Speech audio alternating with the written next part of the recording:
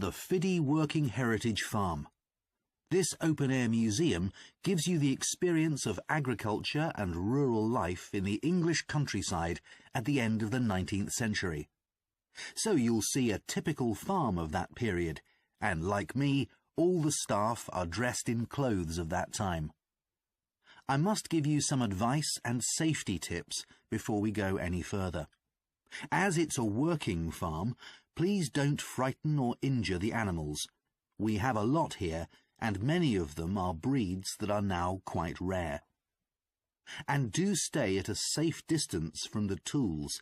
Some of them have sharp points, which can be pretty dangerous, so please don't touch them.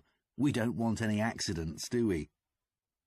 The ground is very uneven, and you might slip if you're wearing sandals, so I'm glad to see you're all wearing shoes. We always advise people to do that. Now, children of all ages are very welcome here, and usually even very young children love the ducks and lambs, so do bring them along next time you come. I don't think any of you have brought dogs with you, but in case you have, I'm afraid they'll have to stay in the car park unless they're guide dogs. I'm sure you'll understand that they could cause a lot of problems on a farm. Now let me give you some idea of the layout of the farm. The building where you bought your tickets is the new barn immediately to your right, and we're now at the beginning of the main path to the farmland, and of course the car park is on your left. The scarecrow you can see in the car park in the corner beside the main path is a traditional figure for keeping the birds away from crops. But our scarecrow is a permanent sculpture. It's taller than a human being, so you can see it from quite a distance. If you look ahead of you, you'll see a maze. It's opposite the new barn, beside the side path that branches off to the right, just over there. The maze is made out of hedges which are too tall for young children to see over them, but it's quite small, so you can't get lost in it. Now, can you see the bridge crossing the fish pool further up the main path? If you want to go to the cafe, go towards the bridge and turn right just before it. Walk along the side path, and the cafe's on the first bend you come to. The building was originally the schoolhouse, and it's well over 100 years old. As you may know, we run skills workshops here, where you can learn traditional crafts like woodwork and basket making. You can see examples of the work and talk to someone about the courses in the Black Barn. If you take the side path to the right, here, just by the new barn, you'll come to the Black Barn, just where the path first bends. Now, I mustn't forget to tell you about picnicking, as I can see some of you have brought your lunch with you. You can picnic in the field, though do clear up behind you, of course. Or if you'd prefer a covered picnic area, there's one near the farmyard, just after you cross the bridge. There's a covered picnic spot on the right. And the last thing to mention is Fiddy House itself. From here you can cross the bridge, then walk along the footpath through the field to the left of the farmyard. That goes to the house, and it'll give you a lovely view of it. It's certainly worth a few photographs, but as it's a private home, I'm afraid you can't go inside. Right, well, if you're all ready, we'll set off on our tour of the farm.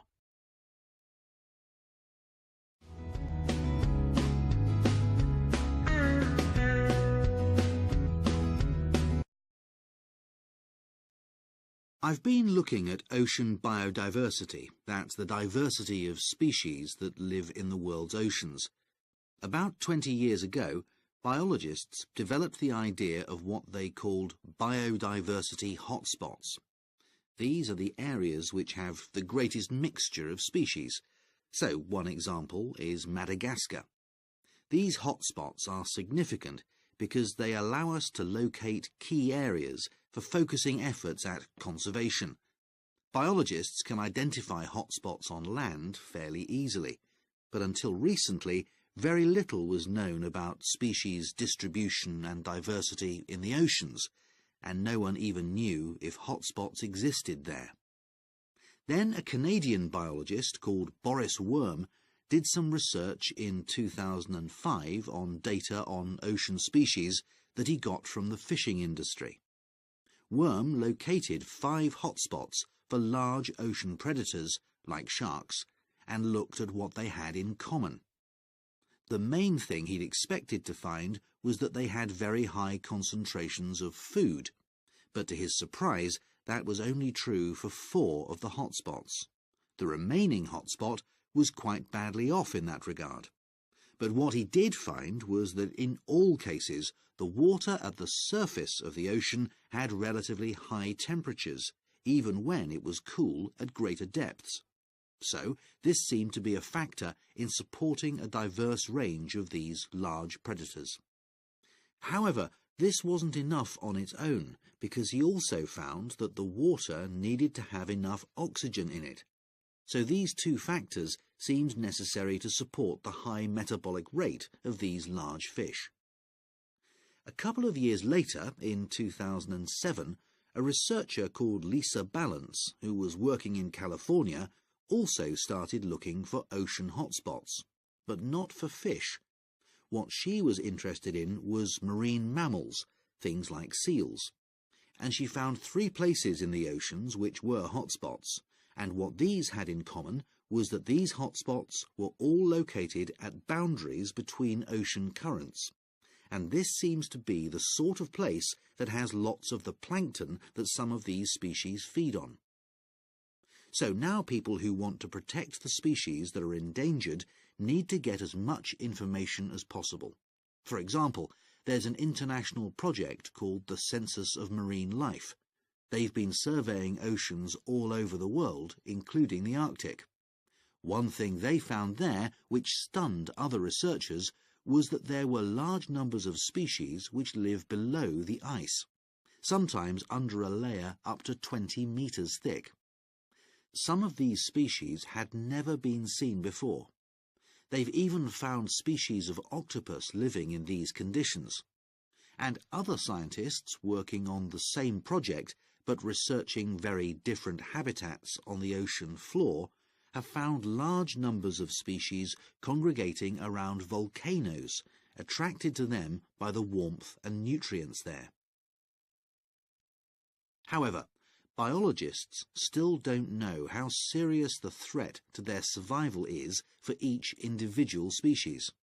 So a body called the Global Marine Species Assessment is now creating a list of endangered species on land, so they consider things like the size of the population, how many members of one species there are in a particular place, and then they look at their distribution in geographical terms, although this is quite difficult when you're looking at fish because they're so mobile. And then thirdly, they calculate the rate at which the decline of the species is happening. So far, only 1,500 species have been assessed, but they want to increase this figure to 20,000. For each one they assess, they use the data they collect on that species to produce a map showing its distribution. Ultimately, they will be able to use these to figure out not only where most species are located, but also where they are most threatened. So, finally, what can be done to retain the diversity of species in the world's oceans? Firstly, we need to set up more reserves in our oceans, places where marine species are protected.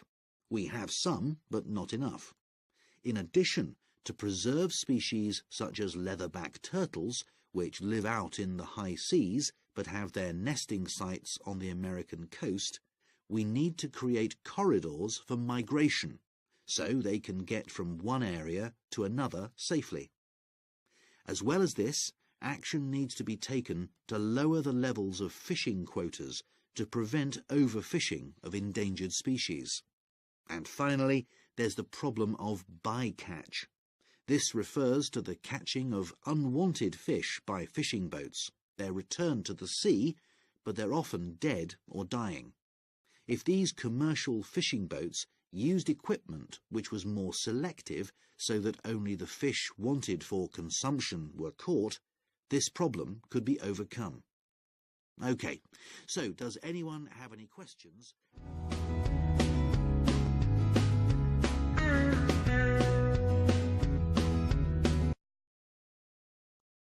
Hi, great to see you.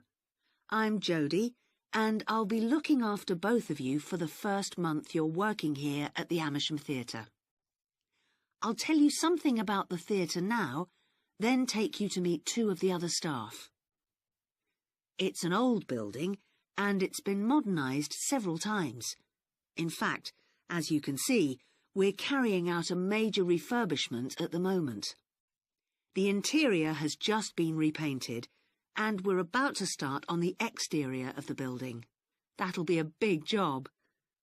The work's running over budget, so we've had to postpone installing an elevator. I hope you're happy running up and down stairs. When the theatre was built, people were generally slimmer and shorter than now, and the seats were very close together. We've replaced them with larger seats, with more legroom. This means fewer seats in total, but we've taken the opportunity to install seats that can easily be moved to create different acting spaces. We've also turned a few storerooms over to other purposes, like using them for meetings. We try hard to involve members of the public in the theatre. One way is by organising backstage tours, so people can be shown round the building and learn how a theatre operates. These are proving very popular. What we're finding is that people want to have lunch or a cup of coffee while they're here, so we're looking into the possibility of opening a cafe in due course. We have a bookshop which specialises in books about drama, and that attracts plenty of customers. Then there are 2 large rooms that will be decorated next month, and they'll be available for hire, for conferences and private functions, such as parties. We're also considering hiring out costumes to amateur drama clubs. Now I want to tell you about our workshops. We recently started a programme of workshops that anyone can join. Eventually, we intend to run courses in acting, but we're waiting until we've got the right people in place as trainers.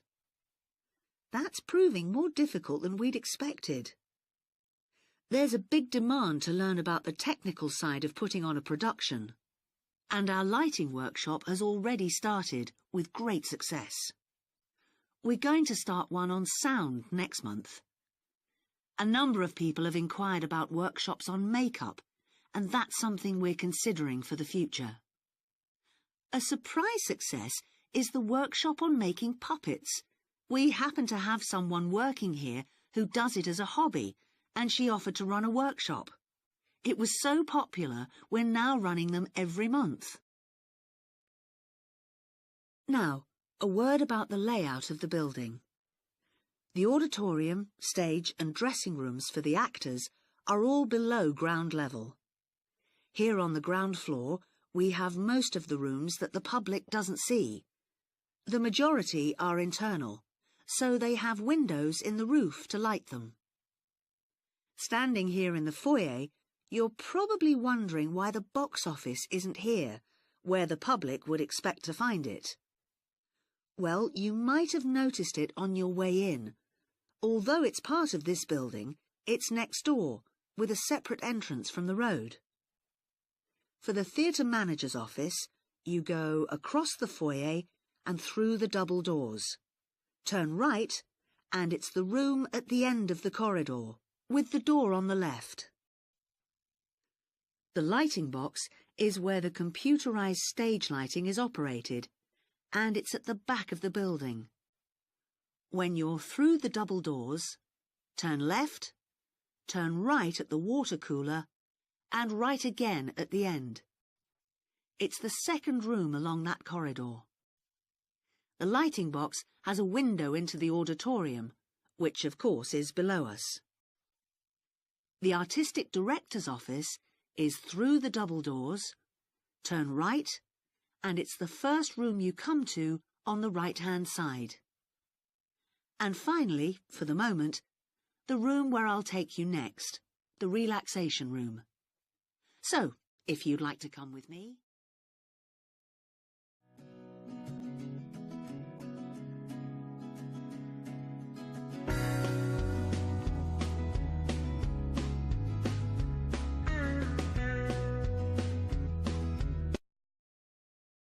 We've been discussing the factors the architect has to consider when designing domestic buildings.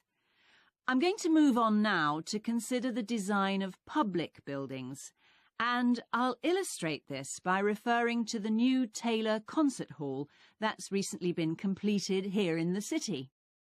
So, as with a domestic building, when designing a public building, an architect needs to consider the function of the building. For example, is it to be used primarily for entertainment, or for education, or for administration? The second thing the architect needs to think about is the context of the building. This includes its physical location, obviously, but it also includes the social meaning of the building, how it relates to the people it's built for. And finally, for important public buildings, the architect may also be looking for a central symbolic idea on which to base the design, a sort of metaphor for the building and the way in which it is used. Let's look at the new Taylor Concert Hall in relation to these ideas. The location chosen was a site in a run-down district that has been ignored in previous redevelopment plans. It was occupied by a factory that has been empty for some years. The whole area was some distance from the high-rise office blocks of the central business district and shopping centre, but it was only 1 kilometre from the ring road. The site itself was bordered to the north by a canal, which had once been used by boats bringing in raw materials when the area was used for manufacturing. The architect chosen for the project was Tom Harrison. He found the main design challenge was the location of the site in an area that had no neighbouring buildings of any importance. To reflect the fact that the significance of the building in this quite run-down location was as yet unknown, he decided to create a building centred around the idea of a mystery, something whose meaning still has to be discovered. So, how was this reflected in the design of the building? Well, Harrison decided to create pedestrian access to the building and to make use of the presence of water on the site. As people approach the entrance, they therefore have to cross over a bridge. He wanted to give people a feeling of suspense as they see the building first from a distance and then close up. And the initial impression he wanted to create from the shape of the building as a whole was that of a box. The first side that people see, the southern wall, is just a high, flat wall uninterrupted by any windows. This might sound off-putting, but it supports Harrison's concept of the building, that the person approaching is intrigued and wonders what will be inside. And this flat wall also has another purpose.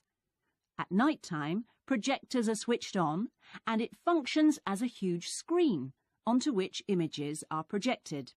The auditorium itself seats 1,500 people. The floors supported by 10 massive pads. These are constructed from rubber, and so are able to absorb any vibrations from outside, and prevent them from affecting the auditorium. The walls are made of several layers of honey-coloured wood, all sourced from local beech trees. In order to improve the acoustic properties of the auditorium and to amplify the sound, they are not straight, they are curved. The acoustics are also adjustable according to the size of orchestra and the type of music being played. In order to achieve this, there are 9 movable panels in the ceiling above the orchestra, which are all individually motorised.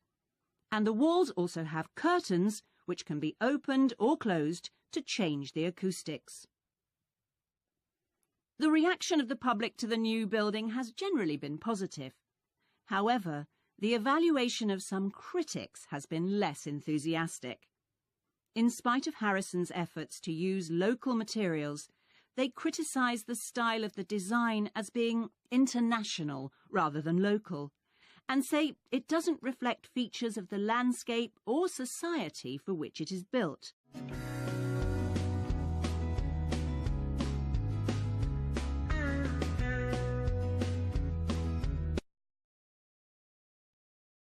First of all, let me thank you all for coming to this public meeting to discuss the future of our town. Our first speaker is Shona Ferguson from Barford Town Council. Shona. Thank you. First, I'll briefly give you some background information. Then I'll be asking you for your comments on developments in the town. Well, as you don't need me to tell you, Barford has changed a great deal in the last 50 years. These are some of the main changes. 50 years ago, buses linked virtually every part of the town and the neighbouring towns and villages. Most people used them frequently, but not now, because the bus companies concentrate on just the routes that attract most passengers. So parts of the town are no longer served by buses. Even replacing old, uncomfortable buses with smart new ones has had little impact on passenger numbers. It's sometimes said that bus fares are too high, but in relation to average incomes, fares are not much higher than they were 50 years ago. Changes in the road network are affecting the town. The centre was recently closed to traffic on a trial basis, making it much safer for pedestrians. The impact of this is being measured. The new cycle paths separating bikes from cars in most main roads are being used far more than was expected, reducing traffic and improving air quality. And although the council's attempts to have a bypass constructed have failed, we haven't given up hope of persuading the government to change its mind. Shopping in the town centre has changed over the years. Many of us can remember when the town was crowded with people going shopping.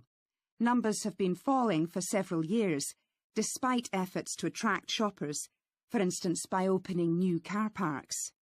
Some people combine shopping with visits to the town's restaurants and cafes. Most shops are small, independent stores, which is good, but many people prefer to use supermarkets and department stores in nearby large towns, as there are so few well-known chain stores here. Turning now to medical facilities. The town is served by family doctors in several medical practices, fewer than 50 years ago, but each catering for far more patients. Our hospital closed 15 years ago, which means journeys to other towns are unavoidable. On the other hand, there are more dentists than there used to be. Employment patterns have changed along with almost everything else. The number of schools and colleges has increased, making that the main employment sector. Services such as website design and accountancy have grown in importance, and surprisingly perhaps, manufacturing hasn't seen the decline that has affected it in other parts of the country. Now I'll very quickly outline current plans for some of the town's facilities, before asking for your comments. As you'll know if you regularly use the car park at the railway station, it's usually full. The railway company applied for permission to replace it with a multi-storey car park, but that was refused. Instead, the company has bought some adjoining land, and this will be used to increase the number of parking spaces. The Grand, the old cinema in the High Street, will close at the end of the year and reopen on a different site. You've probably seen the building under construction. The plan is to have 3 screens with fewer seats rather than just the one large auditorium in the old cinema. I expect many of you shop in the indoor market. It's become more and more shabby looking, and because of fears about safety, it was threatened with demolition. The good news is that it will close for 6 weeks to be made safe and redecorated, and the improved building will open in July. Lots of people use the library, including school and college students who go there to study. The council has managed to secure funding to keep the library open later into the evening, twice a week. We would like to enlarge the building in the not-too-distant future, but this is by no means definite. There's no limit on access to the nature reserve on the edge of town, and this will continue to be the case. What will change, though, is that the council will no longer be in charge of the area. Instead, it will become the responsibility of a national body that administers most nature reserves in the country. OK, now let me ask you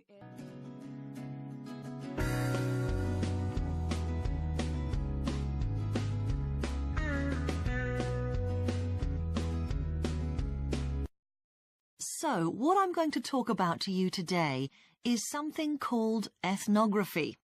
This is a type of research aimed at exploring the way human cultures work. It was first developed for use in anthropology, and it's also been used in sociology and communication studies. So, what's it got to do with business, you may ask?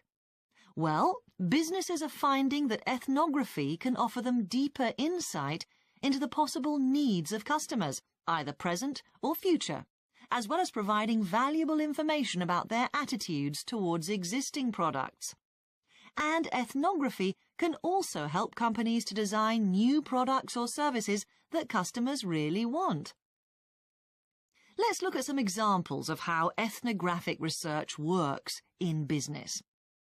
One team of researchers did a project for a company manufacturing kitchen equipment. They watched how cooks used measuring cups to measure out things like sugar and flour.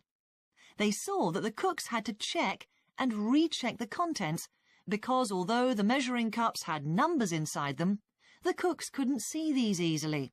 So a new design of cup was developed to overcome this problem, and it was a top seller. Another team of ethnographic researchers looked at how cell phones were used in Uganda, in Africa. They found that people who didn't have their own phones could pay to use the phones of local entrepreneurs. Because these customers paid in advance for their calls, they were eager to know how much time they'd spent on the call so far. So the phone company designed phones for use globally with this added feature. Ethnographic research has also been carried out in computer companies. In one company, IT systems administrators were observed for several weeks. It was found that a large amount of their work involved communicating with colleagues in order to solve problems, but that they didn't have a standard way of exchanging information from spreadsheets and so on. So, the team came up with an idea for software that would help them to do this.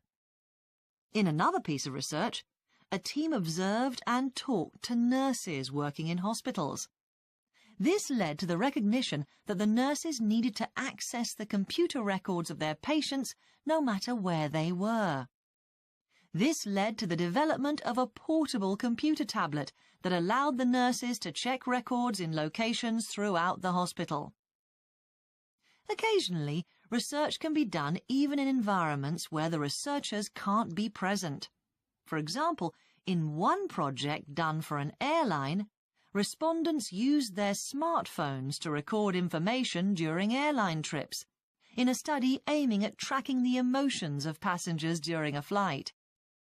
So, what makes studies like these different from ordinary research? Let's look at some of the general principles behind ethnographic research in business. First of all, the researcher has to be completely open-minded. He or she hasn't thought up a hypothesis to be tested, as is the case in other types of research. Instead, they wait for the participants in the research to inform them. As far as choosing the participants themselves is concerned, that's not really all that different from ordinary research.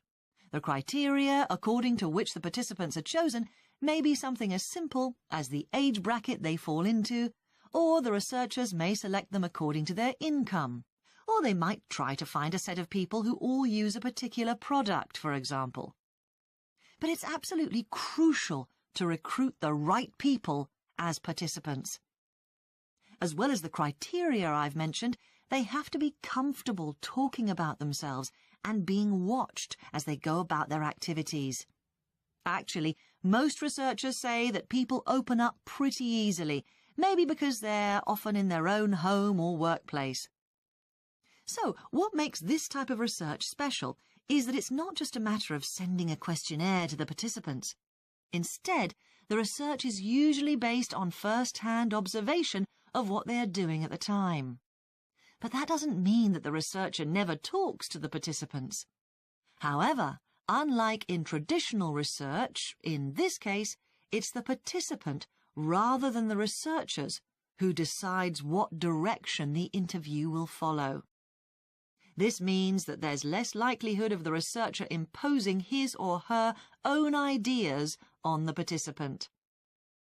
But after they've said goodbye to their participants and got back to their office, the researcher's work isn't finished. Most researchers estimate that 70 to 80% of their time is spent not on the collecting of data, but on its analysis, looking at photos, listening to recordings and transcribing them, and so on.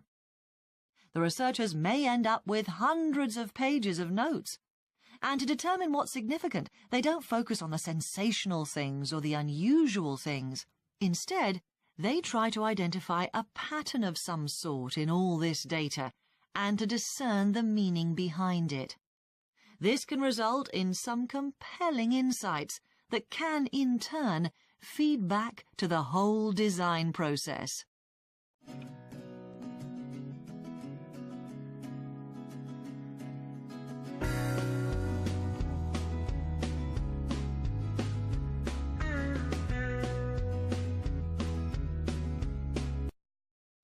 Good morning and welcome to the museum, one with a remarkable range of exhibits which I'm sure you'll enjoy. My name's Greg, and I'll tell you about the various collections as we go around. But before we go, let me just give you a taste of what we have here. Well, for one thing, we have a fine collection of 20th and 21st century paintings, many by very well-known artists. I'm sure you'll recognize several of the paintings. This is the gallery that attracts the largest number of visitors, so it's best to go in early in the day before the crowds arrive. Then there are the 19th century paintings. The museum was opened in the middle of that century, and several of the artists each donated one work to get the museum started, as it were. So they're of special interest to us. We feel closer to them than to other works. The sculpture gallery has a number of fine exhibits, but I'm afraid it's currently closed for refurbishment. You'll need to come back next year to see it properly, but a number of the sculptures have been moved to other parts of the museum. Around the World is a temporary exhibition. You've probably seen something about it on TV or in the newspapers. It's created a great deal of interest because it presents objects from every continent and many countries and provides information about their social context, why they were made, who for, and so on. Then there's the collection of coins. This is what you might call a focused specialist collection because all the coins come from this country and were produced between 2,000 and 1,000 years ago. And many of them were discovered by ordinary people digging their gardens and donated to the museum. All our porcelain and glass was left to the museum by its founder when he died in 1878, and in the terms of his will, we're not allowed to add anything to that collection. He believed it was perfect in itself, and we don't see any reason to disagree. Okay, that was something about the collections, and now here's some more practical information, in case you need it. Most of the museum facilities are downstairs in the basement, so you go down the stairs here. When you reach the bottom of the stairs, you'll find yourself in a sitting area with comfortable chairs and sofas where you can have a rest before continuing your exploration of the museum. We have a very good restaurant which serves excellent food all day in a relaxing atmosphere. To reach it, when you get to the bottom of the stairs, go straight ahead to the far side of the sitting area, then turn right into the corridor. You'll see the door of the restaurant facing you. If you just want a snack or if you'd like to eat somewhere with facilities for children, we also have a cafe. When you reach the bottom of the stairs, you'll need to go straight ahead, turn right into the corridor, and the cafe is immediately on the right. And talking about children, there are baby-changing facilities downstairs. Cross the sitting area, Continue straight ahead along the corridor on the left, and you and your baby will find the facilities on the left-hand side. The cloakroom, where you should leave coats, umbrellas, and any large bags, is on the left-hand side of the sitting area. It's through the last door before you come to the corridor. There are toilets on every floor, but in the basement, they're the first rooms on the left when you get down there. Okay. Now, if you've got anything to leave in the cloakroom, please do that now, and then we'll start our tour.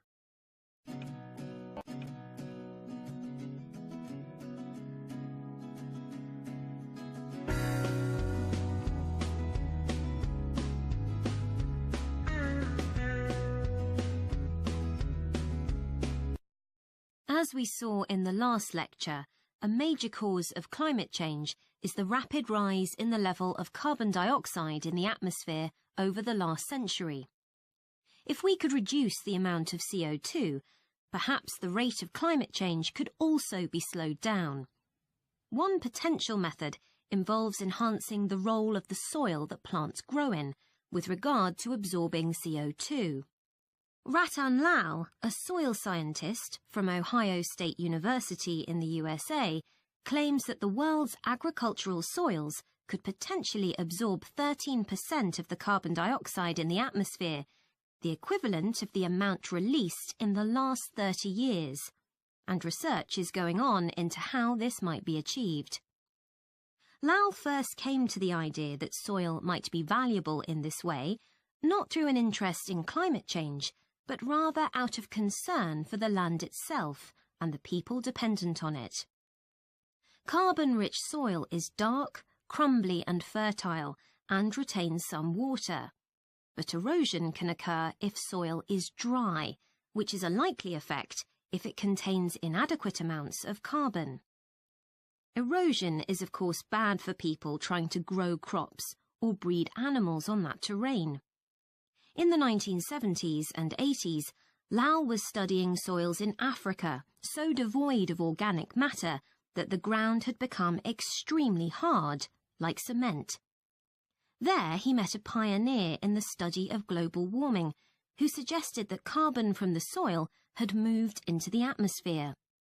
This is now looking increasingly likely. Let me explain. For millions of years, carbon dioxide levels in the atmosphere have been regulated, in part, by a natural partnership between plants and microbes, tiny organisms in the soil. Plants absorb CO2 from the air and transform it into sugars and other carbon-based substances. While a proportion of these carbon products remain in the plant, some transfer from the roots to fungi and soil microbes, which store the carbon in the soil. The invention of agriculture some 10,000 years ago disrupted these ancient soil-building processes and led to the loss of carbon from the soil. When humans started draining the natural topsoil and ploughing it up for planting, they exposed the buried carbon to oxygen. This created carbon dioxide and released it into the air. And in some places, grazing by domesticated animals has removed all vegetation, releasing carbon into the air. Tons of carbon have been stripped from the world's soils, where it's needed, and pumped into the atmosphere. So, what can be done?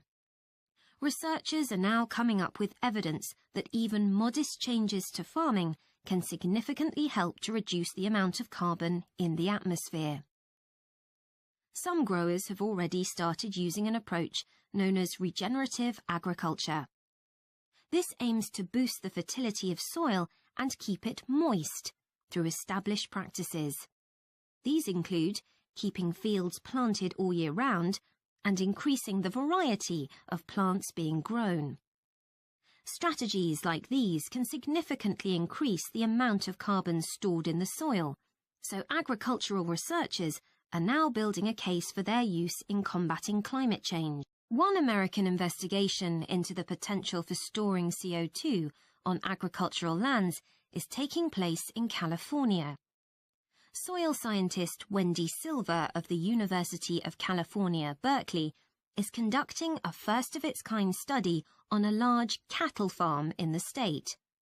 She and her students are testing the effects on carbon storage of the compost that is created from waste, both agricultural, including manure and corn stalks, and waste produced in gardens, such as leaves, branches and lawn trimmings. In Australia, soil ecologist Christine Jones is testing another promising soil enrichment strategy. Jones and 12 farmers are working to build up soil carbon by cultivating grasses that stay green all year round. Like composting, the approach has already been proved experimentally. Jones now hopes to show that it can be applied on working farms and that the resulting carbon capture can be accurately measured. It's hoped in the future that projects such as these will demonstrate the role that farmers and other land managers can play in reducing the harmful effects of greenhouse gases. For example, in countries like the United States, where most farming operations use large applications of fertilizer, changing such long-standing habits will require a change of system. Ratan Lal argues that farmers should receive payment, not just for the corn or beef they produce, but also for the carbon they can store in their soil. Another study being carried out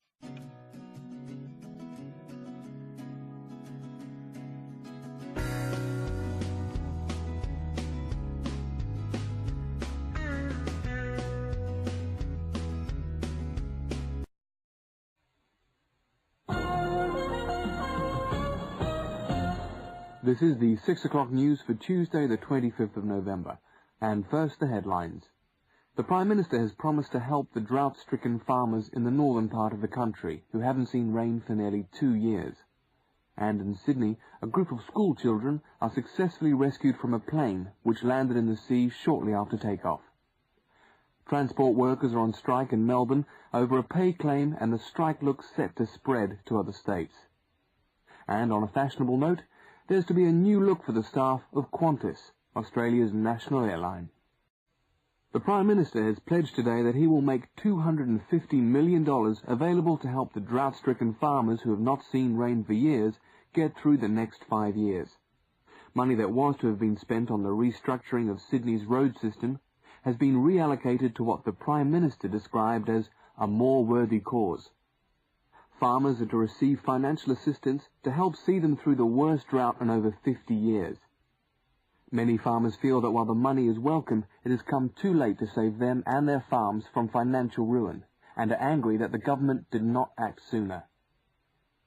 A group of school children who were travelling in a privately chartered aeroplane from Sydney to Queensland to take part in a musical concert found themselves swimming for the shore when their aeroplane had to land in the sea just 3 minutes after taking off from Sydney Airport.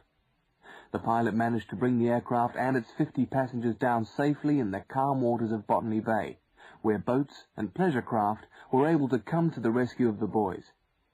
The fact that it was a weekend meant that there were hundreds of boats in the bay enjoying the good weather, and this undoubtedly helped the rescue operation. "We owe our lives to the skill of the pilot," said one of the boys, but the pilot replied modestly that it was all part of a day's work. However, all their musical instruments were lost, and they never got to play at the concert.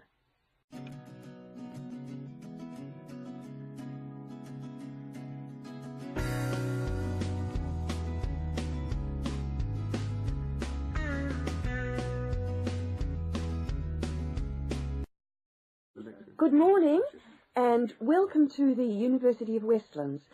My name is Marcia Mayhew and I'm the coordinator of the Bachelor of Social Science degree.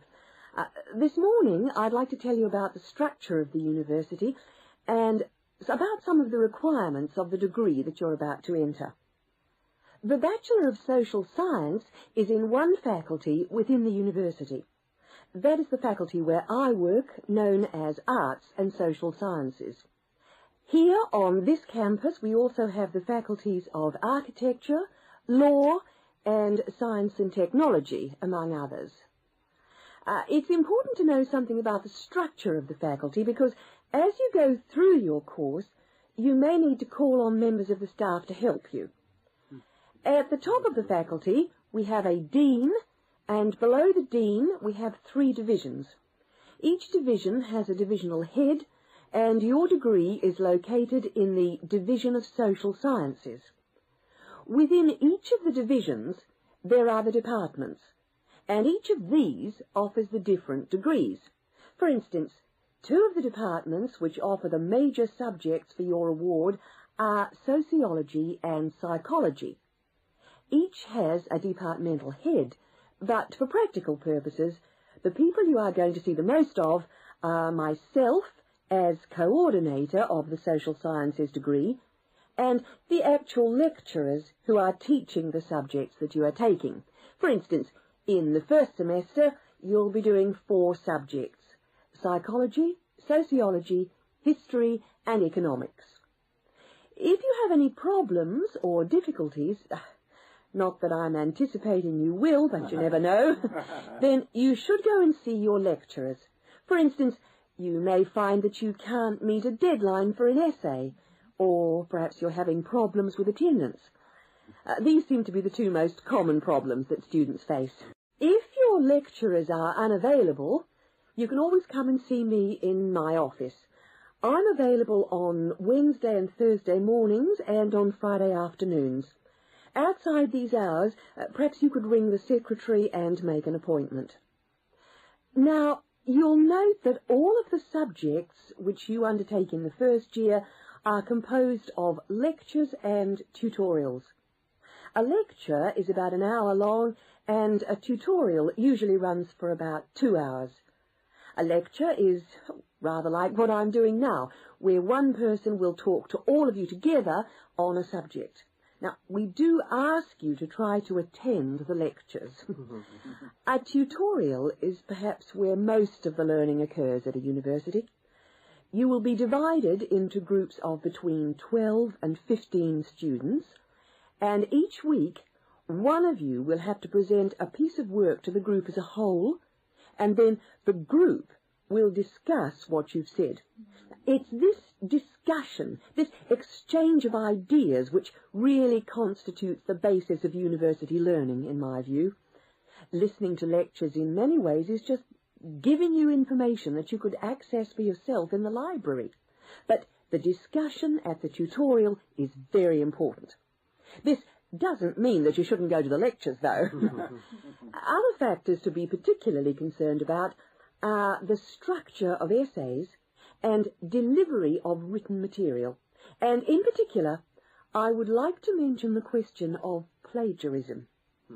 Plagiarism is taking other people's work without acknowledging it.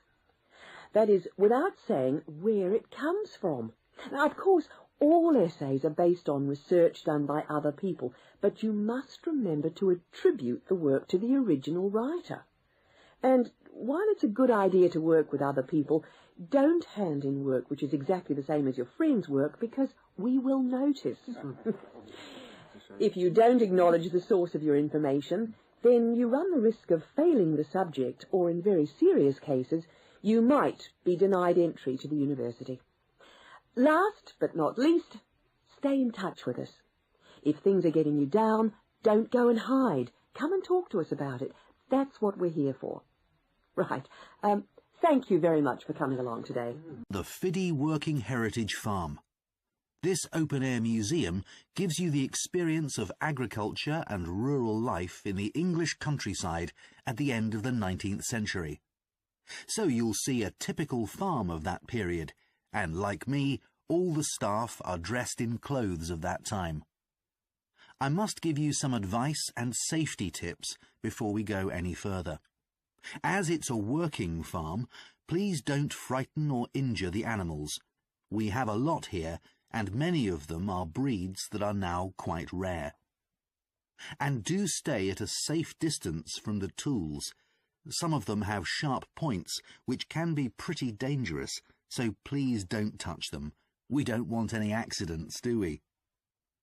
The ground is very uneven, and you might slip if you're wearing sandals, so I'm glad to see you're all wearing shoes. We always advise people to do that. Now, children of all ages are very welcome here, and usually even very young children love the ducks and lambs, so do bring them along next time you come. I don't think identify hotspots on land fairly easily, but until recently very little was known about species distribution and diversity in the oceans, and no one even knew if hotspots existed there. Then a Canadian biologist called Boris Worm did some research in 2005 on data on ocean species that he got from the fishing industry. Worm located 5 hotspots for large ocean predators, like sharks, and looked at what they had in common. The main thing he'd expected to find was that they had very high concentrations of food, but to his surprise, that was only true for 4 of the hotspots. The remaining hotspot was quite badly off in that regard. But what he did find was that in all cases, the water at the surface of the ocean had relatively high temperatures, even when it was cool at greater depths. So, this seemed to be a factor in supporting a diverse range of these large predators.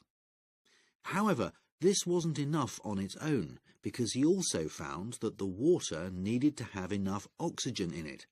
So the spot on the right. And the last thing to mention is Fiddy House itself.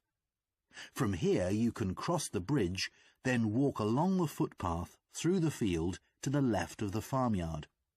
That goes to the house, and it'll give you a lovely view of it. It's certainly worth a few photographs, but as it's a private home, I'm afraid you can't go inside. Right, well, if you're all ready, we'll set off on our tour of the farm.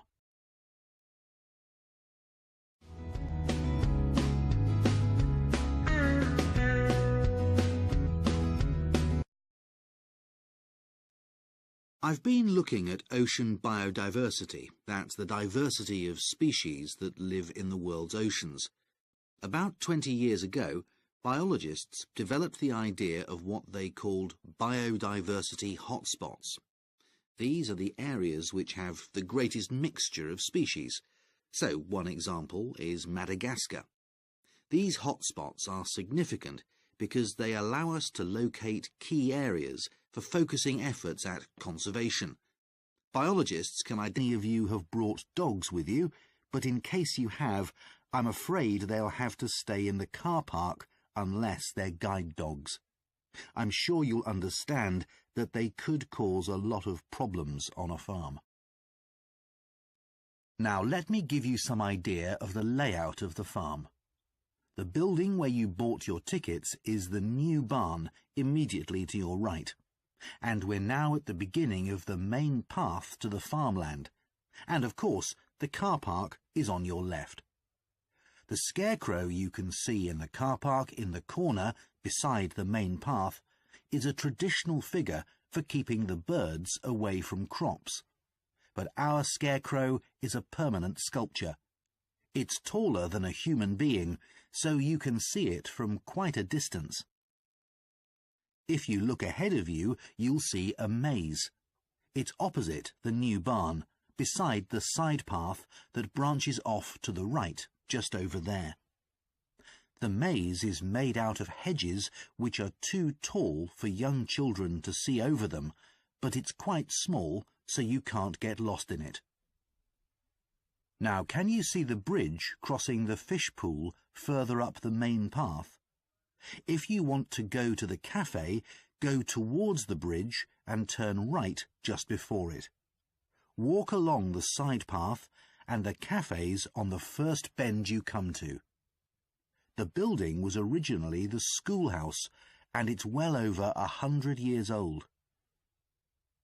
As you may know, we run skills workshops here, where you can learn traditional crafts like woodwork and basket making. You can see examples of the work and talk to someone about the courses in the Black Barn. If you take the side path to the right, here, just by the new barn, you'll come to the Black Barn, just where the path first bends. Now, I mustn't forget to tell you about picnicking, as I can see some of you have brought your lunch with you.